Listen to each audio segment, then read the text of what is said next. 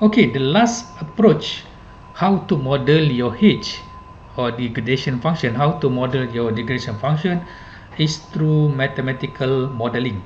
Okay, among these three, I think this one is a kind of effortless. Okay, it's a very, I can consider the easiest one to model your degradation function. Okay, as compared to 1 and 2, and the one which is the most difficult one is um, the number one, which is very objective, which is through observation. Okay, now let's take a look about how to model the H using mathematical modeling. Okay, so in general, when we talk about modeling your HN, you can use these two model, which is called atmospheric turbulence as well as motion. Okay, this is the equation, meaning that there's no uh, physical no physical effort, meaning that you don't have to know to you don't have to create a cardboard, don't have to capture and so on. What you do is you just directly use these two formula. You can choose one, either you can use atmospheric turbulence or you can use motion to model your the blurring function. Okay, blurring function. So the one that you need to tune is this one. Okay, any parameter that related to atmospheric turbulence as well as motion. For atmospheric turbulence, then you need to tune your K over here, and then for motion you need to tune your A and B. Okay, the parameters there. But if you talk about the blurring function normally affect your image.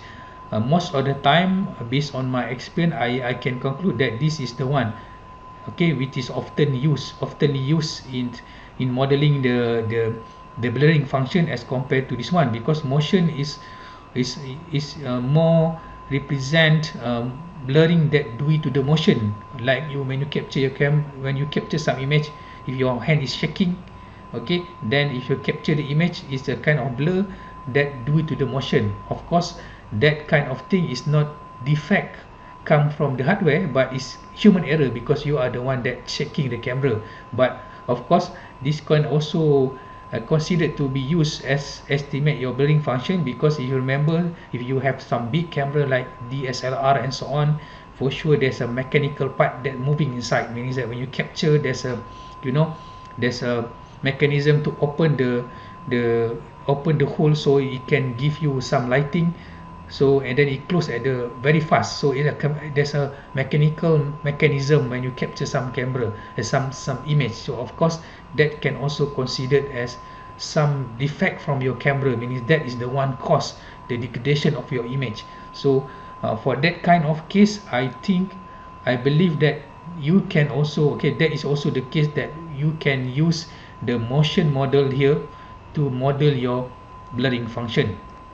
Okay, now we see some example over here. This is how the effect of the example of image after you try to simulate it with blurring function that due to the atmospheric, okay, when you model it with the atmospheric turbulence. So you can see that if you vary the K, okay, the higher the K, the more blur you can get here. Okay, this is the original image there. Okay, so same goes to the motion.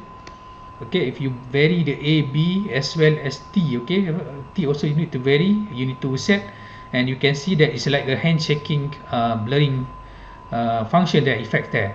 But of course the question is the question is here, again, that is not in this slide, is that this one is the original image we assume that is this one is our F, okay, and this one is the one that we can, okay, if your image is something like this, a very small blur, then this is your GXY. Or maybe you take okay, just imagine if you take the same image by using camera A, this is what you get, okay, and that's your G. And then this one is if you taken by using camera, this one camera A, this one camera B, okay. So this one camera A, this one camera B, and this one camera C. So this is everything here is GXY, but of course you don't know your F. Again, you don't know your F, meaning that you don't know this one. So how come by applying this model, then you can know or estimate your H by looking at this thing only. So of course from this example, actually this is not the good example, because this one just to show you what are the effect of applying this model through the good image like this. But in practical, you cannot access this one. Again, you cannot access this one. So how can you make sure that the estimated H here and the K that you select is the right K to represent your estimated H? So this is just my opinion. So one way you can do is you can repeat the same approach with, okay, as you know, you can do the same approach which is similar to the one that we learned in observation. If you remember the first one, the observation, yeah, this one.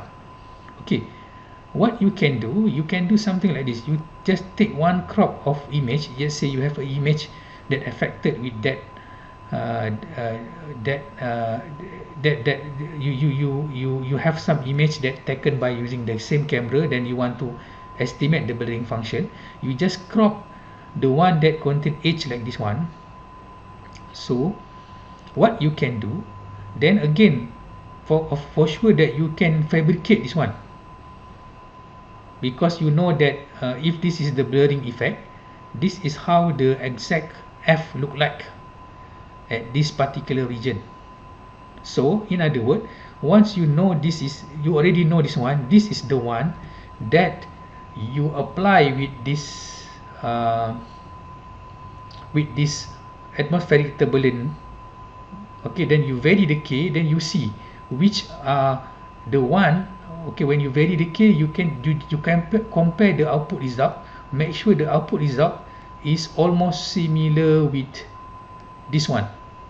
So the one that close to this one is the one that the K that you need to choose in order for you to represent your H model, or your blurring function, or your estimate blurring function. Okay, so I think that is the one way you can do. Okay, doesn't matter is it due to the, you can try both.